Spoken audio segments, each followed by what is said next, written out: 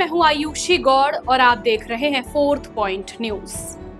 आज का यह शो सत्ता के बंद दरवाजों, लुटियंस दिल्ली के वातानुकूलित कमरों और देश के नीति निर्माताओं के उन कानों के लिए एक तीखा अलर्ट है जिन्होंने सालों से जनता की आवाज सुनना बंद कर दिया था।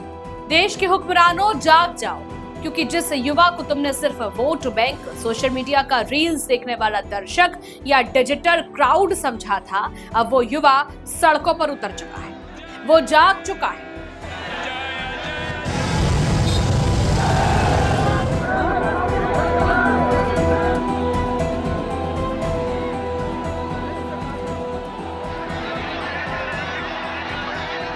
वरिष्ठ पत्रकार और राजनीतिक विश्लेषक दीपक मैनी की एक जमीनी खोजी रिपोर्ट और रिसर्च ने आज देश के सामने वो कड़वा सच रख दिया है जिससे अब तक हमारी सरकारें आंखें मूंद कर बैठी थी।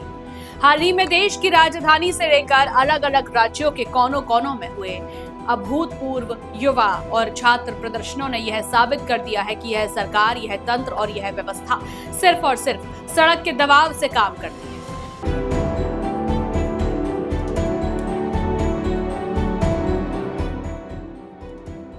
आज देश की जनरेशन Z यानी इस नई पीढ़ी ने यह ठान लिया है कि अगर सीधे साधे ढंग से आवेदन करने पर, शांतिपूर्वक गुहार लगाने पर और परीक्षा देकर अपने हक की नौकरी मांगने पर सुनवाई नहीं होगी तो फिर एक ही रास्ता बचता है, सड़क पर उतरना, प्रदर्शन करना और हुकूमत की नींव हिला देना।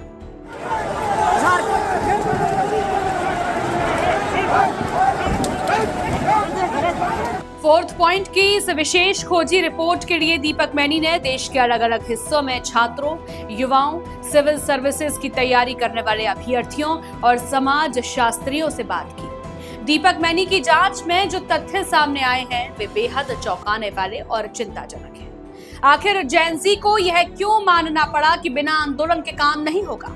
आइए आंकड़ों की जुबानी समझिए। पेपर लीक का अंतहीन सिलसिला। पिछले कुछ सालों में देश के अलग अलग राज्यों और केंद्रीय स्तर पर 100 से भी ज्यादा प्रतियोगी परीक्षाओं के पेपर लीक हुए। नीट से लेकर राज्य लोक सेवा आयोगों और पुलिस भर्ती तक लाखों युवा सालों साल तैयारी करते हैं। उनके माँ बाप गाड़ी कमाई का पैसा कोचिंग में झोंक देते हैं और ऐन वक्त पर परीक्षा रद्द हो जाती है। प्रशासनिक बहरापन। जब छात्र अपनी शिकायत लेकर आयोगों के दफ्तरों या मंत्रियों के पास जाते हैं तो उन्हें आश्वासन का झुंझुना थमा दिया जाता है या फिर विपक्ष की साजिश बताकर खारिज कर दिया जाता है। झुकने पर मजबूर होती हुकूमत, लेकिन जैसे ही यही युवा दिल्ली के जंतर मंतर या सड़कों पर बैरिकेड्स तोड़कर उतरते हैं, जब पूरे देश का माहौल गरमाने लगता है, तब जाकर अचानक सरकार के मंत्री इस्तीफा देते हैं, नए कानून लाए जाते हैं और रातों रात जांच समितियां बना दी जाती हैं।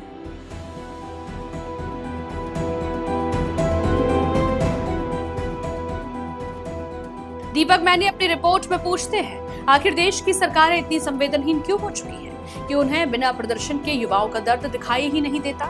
क्या इस देश के युवाओं को अपने जायज हक, अपनी लीक मुक्त परीक्षाओं और अपने रोजगार के अधिकार के लिए हर बार सड़कों पर पुलिस की लाठियां खानी पड़ेंगी? क्या हुक्मरान तभी जागेंगे जब देश का युवा संसद के मुहाने पर आकर खड़ा हो जाएगा? आइए अब जरा इस नई पीढ़ी यानी हमारी जेन-ज़ी के मनोविज्ञान और कार्यशैली को समझते हैं, जिसे दीपक मैनी ने अपने ग्राउंड रिपोर्ट में बहुत बारीकी से रेखांकित किया है।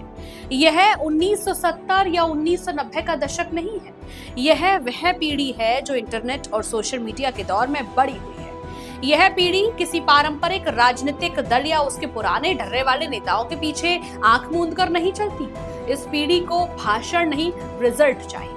इस पीढ़ी के पास जब मीम्स, डिजिटल मुहिम और सड़कों पर उतरने की ताकत मिलती है तो यह बड़े से बड़ा सत्ता स्तंभ को हिलाने का मादा रखती है। हाल ही में हुए व्यापक छात्र युवा आंदोलनों ने सत्ता में बैठे लोगों का यह भ्रम तोड़ दिया है कि हिंदू मुस्लिम के मुद्दे उठाकर, जातिगत समीकरणों में उलझाकर या फिर खोखले दावों के जरिए इस देश के युवाओं की मूल समस्याओं को दबाया जा सकता है। जब पेट में बेरोजगारी की आग हो, जब भविष्य अंधकार में दिख रहा हो और जब ईमानदारी से की गई मेहनत पर माफिया का डाका पड़ता है, तो फिर इस देश का युवा जात पात और धर्म से ऊपर उठकर एक झंडे तले खड़े हो जाता है और वो झंडा है अपने हक और इंसाफ का झंडा। दीपक मैनी की यह विशेष रिपोर्ट सीधे तौर पर देश की सत्ता, विपक्ष और प्रशासनिक मशीनरी से 3 कड़े सवाल पूछती है।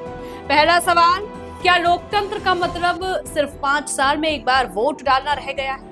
अगर जनता और युवाओं को अपनी बुनियादी मांगों के लिए भी सड़कों पर उतरना पड़े तो फिर देश में चुनी हुई सरकारों का क्या औचित्य है? दूसरा सवाल, जब तक देश का युवा प्रदर्शन नहीं करता, मीडिया में हंगामा नहीं होता, तब तक प्रशासनिक अफसर और नीतियां बनाने वाले अपनी नींद से क्यों नहीं जागते? क्यों हर बड़े फैसले के लिए युवाओं को उग्र आंदोलन की सीमा तक जाने के लिए मजबूर किया जाता है? तीसरा सवाल, जेनजी ने जो रास्ता अपनाया है, क्या सत्ताधीश यह समझ पा रहे हैं कि अगर यह युवाओं का गुस्सा और ज्यादा भड़का तो इसे किसी राजनीतिक भाषण या लाठी गोली के दम पर दबाना नामुमकिन हो जाएगा? देश के हुक्मरानों, वक्त रहते संभल जाओ। यह युवा भारत का वो चेहरा है जो देश का भविष्य तय करेगा। अगर आज तुमने इस युवा शक्ति के सब्र का इम्तिहान लिया, अगर आज तुमने इनकी आवाज को दबाने या भटकाने की कोशिश की, तो याद रखना, यह जन सैलाब कल तुम्हारी सत्ता की कुर्सियों को भी उखाड़ फेंकने का मादा रखता है। दीपक मैनी की यह शोधपूर्ण रिपोर्ट हमें साफ संदेश देती है, लोकतंत्र में जनता और युवा ही मालिक है और सरकारों को याद रखना होगा कि वे नौकर हैं, आका नहीं। अगर अब भी कोई काम करवाने के लिए युवाओं को सड़कों पर ही उतरना पड़े तो यह हमारी व्यवस्था की सबसे बड़ी नाकामी है।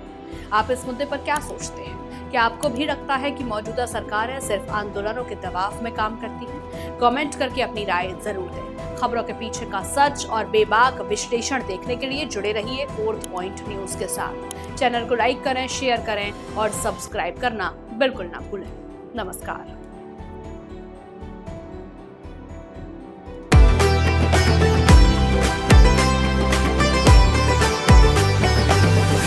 Point.